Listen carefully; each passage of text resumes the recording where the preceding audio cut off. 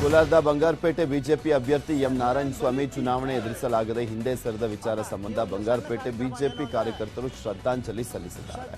M Narayanaswamy ಕಾರ್ಯಕರ್ತರ ಸಂಪರ್ಕಕ್ಕೂ ಕೂಡ ಸಿಗದೆ ಚುನಾವಣೆ ಎದುರಿಸದೆ ಇದ್ದಕ್ಕಿದ್ದಂತೆ ತಟಸ್ಥರಾಗಿದ್ದಕ್ಕೆ ಕಾರ್ಯಕರ್ತರು ಆಕ್ರೋಶ ಹೊರಹಾಕಿದ್ದಾರೆ.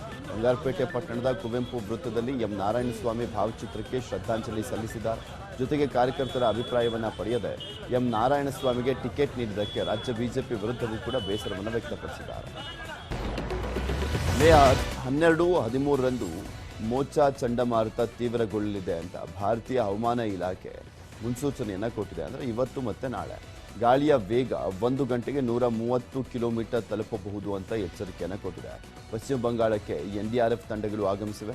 ಪ್ರವಾಸಿಗರು ಮತ್ತು ಮೀನುಗಾರರಿಗೆ ಮೇ 12 ಮತ್ತು 13ರಂದು ಸಮುದ್ರಕ್ಕೆ ಇಳಿಯದಂತೆ ಸೂಚನೆಯನ್ನು ನೀಡಲಾಗಿದೆ. ಘನತ್ಯಾಜ್ಯ ವಿಲೇವಾರಿ ಘಟಕಕ್ಕೆ ಆಕಸ್ಮಿಕ ಬೆಂಕಿ ಬಿದ್ದಿರುವಂತಹ ಘಟನೆ ಉತ್ತರ ಕನ್ನಡ ಜಿಲ್ಲೆ ಕಾರವಾರದ ಶಿರವಾಡ ಬಳಿ ನಡೆದಿದೆ. ಕಾರವಾರ ನಗರಸಭೆ ವ್ಯಾಪ್ತಿಯ ತ್ಯಾಜ್ಯ ವಿಲೇವಾರಿ ಘಟಕ ಇದಾಗಿದ್ದು ಜೆಸಿಬಿ ಮತ್ತು ಡಂಪಿಂಗ್ ಮೆಷಿನ್ ಸುಟ್ಟು ಕರಕಲಾಗಿದ್ದು ಅಂದಾಜು 50 ಲಕ್ಷ ರೂಪಾಯಿ ನಷ್ಟವಾಗಿದೆ. ಬೆಂಕಿ ನಂದಿಸಲಿಕ್ಕೆ ಅಗ್ನಿಶಾಮಕ ದಳ ಸಿಬ್ಬಂದಿ ಹರಸಾಹಸ ಪಟ್ಟರು.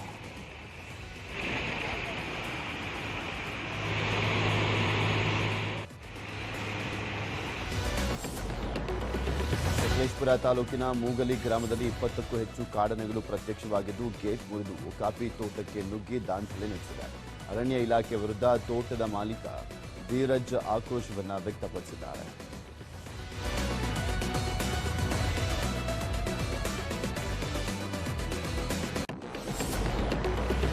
ಭ್ರಷ್ಟಾಚಾರ ಪ್ರಕರಣಕ್ಕೆ ಸಂಬಂಧಪಟ್ಟಂತೆ ಪಾಕಿಸ್ತಾನ ಮಾಜಿ ಪ್ರಧಾನಿ ಇಮ್ರಾನ್ ಖಾನ್ರನ್ನ ಬಿಡುಗಡೆ ಮಾಡಲಾಗಿದೆ.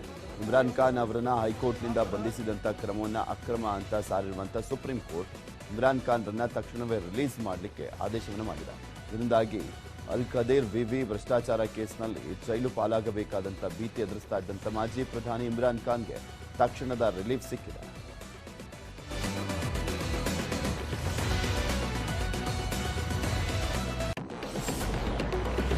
ಪಂಜಾಬ್ನಲ್ಲಿ ಪ್ರಸಿದ್ಧ ಸ್ವರ್ಣ ಮಂದಿರದ ಸಮೀಪ ಮತ್ತೊಮ್ಮೆ ಲಘು ತೀವ್ರತೆಯ ಸ್ಫೋಟ ಸಂಭವಿಸಿದೆ. ಇದರೊಂದಿಗೆ 5 ದಿನದಲ್ಲಿ 3ನೇ ಸ್ಫೋಟ ಸಂಭವಿಸಿದಂತಾಗಿದೆ.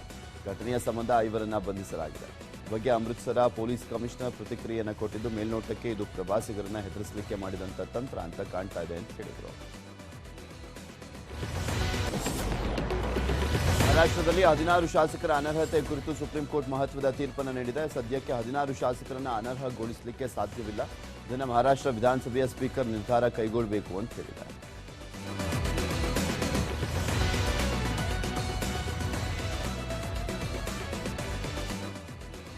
आप सरकारी नहीं है। नैतिकता तो अभी जैसे मैंने नैतिकता का पालन किया, तो अगर इस मुख्यमंत्री में जरा भी कोई नैतिकता होगी तो मुख्यमंत्री और उप मुख्यमंत्री ने इस्तीफा देना चाहिए. ದೆಹಲಿಯಲ್ಲಿ ಲೆಫ್ಟಿನೆಂಟ್ ಗವರ್ನರ್ ಹಾಗೂ ದೆಹಲಿ ಸರ್ಕಾರದ ನಡುವಿನ ಬಿಕ್ಕಟ್ಟು ಸಂಬಂಧ ಸುಪ್ರೀಂ ಕೋರ್ಟ್ನಲ್ಲಿ ವಿಚಾರಣೆ ನಡೆದಿದೆ. ಲೆಫ್ಟಿನೆಂಟ್ ಗವರ್ನರ್ ದೆಹಲಿ ಸರ್ಕಾರದ ಆಡಳಿತದಲ್ಲಿ ಹಸ್ತಕ್ಷೇಪ ಮಾಡ್ತಿದ್ದಾರೆ. ಈ ಸಂಬಂಧ ಆಡಳಿತದಲ್ಲಿ ಮಧ್ಯ ಪ್ರವೇಶಿಸದಂತೆ ಸೂಚನೆಯನ್ನು ನೀಡಬೇಕು ಅಂತ ದೆಹಲಿ ಆಪ್ ಸರ್ಕಾರ ಸುಪ್ರೀಂ ಮೆಟ್ಟಿಲೇರಿತ್ತು. ಈ ಬಗ್ಗೆ ವಿಚಾರಣೆ ನಡೆಸಿದಂಥ ಸುಪ್ರೀಂ ಕೋರ್ಟ್ ದೆಹಲಿ ಸರ್ಕಾರದ ಆಡಳಿತದಲ್ಲಿ ಕೇಂದ್ರದ ಹಸ್ತಕ್ಷೇಪ ಇರಬಾರದು ಅಂತ ಹೇಳಿದೆ.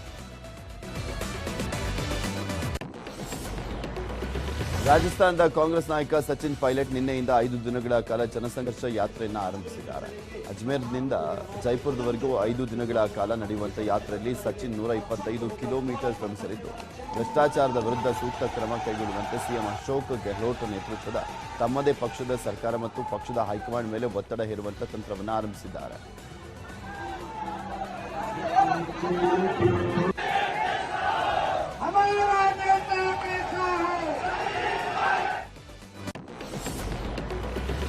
ದೇಶದಲ್ಲಿ ಅತಿ ಹೆಚ್ಚು ಉದ್ಯೋಗಗಳನ್ನು ನೀಡಿರುವಂಥ ಭಾರತೀಯ ರೈಲ್ವೆ ಇದೀಗ ಅಗ್ನಿವೀರರಿಗೂ ಕೂಡ ಭರ್ಜರಿ ಕೊಡುಗೆಯನ್ನು ನೀಡಿದೆ. ಲೆವೆಲ್ 1 ಹುದ್ದೆಗಳಲ್ಲಿ ಶೇಕಡ 10ರಷ್ಟು ಮೀಸಲಾತಿ ಮತ್ತು ಲೆವೆಲ್ 2 ಹಾಗೂ ಗೆಜೆಟೆಡ್ ಅಲ್ಲದ ಹುದ್ದೆಗಳಲ್ಲಿ ಶೇಕಡ 5ರಷ್ಟು ಸಮಾನಾಂತರ ಮೀಸಲಾತಿ ಸೇರಿದಂತೆ ಒಟ್ಟು 15% ಮೀಸಲಾತಿ ನೀಡಲಿಕ್ಕೆ ನಿರ್ಧರಿಸಲಾಗಿದೆ. 4 ವರ್ಷ ಅಗ್ನಿವೀರರಾಗಿ ಸೇವೆ ಪೂರ್ಣಗೊಳಿಸಿದಂಥವರಿಗೆ ಮಾತ್ರ ಈ ಮೀಸಲಾತಿ ಅನ್ವಯ ಆಗುತ್ತೆ.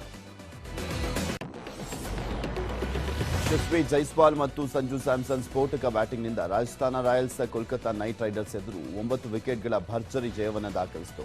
ಮೊದಲ ಓವರ್ನಲ್ಲೇ 26 ರನ್ ಬಾರಿಸಿದಂಥ ಯಶಸ್ವಿ ಜೈಸ್ವಾಲ್ ಕೆಕೆಆರ್ ಬೌಲರ್ಗಳನ್ನು ಬೆನ್ನತ್ತಿದ್ರು. 13.1 ಓವರ್ಗಳಲ್ಲಿ 151 ರನ್ ಸಿಡಿಸಿ 9 ವಿಕೆಟ್ಗಳ ಭರ್ಜರಿ ಜಯವನ್ನು ದಾಖಲಿಸಿ ತನ್ನ ನೆಟ್ ರನ್ ರೇಟ್ ಕೂಡ ಬಲಪಡಿಸಿಕೊಂಡಿದ್ದಾರೆ.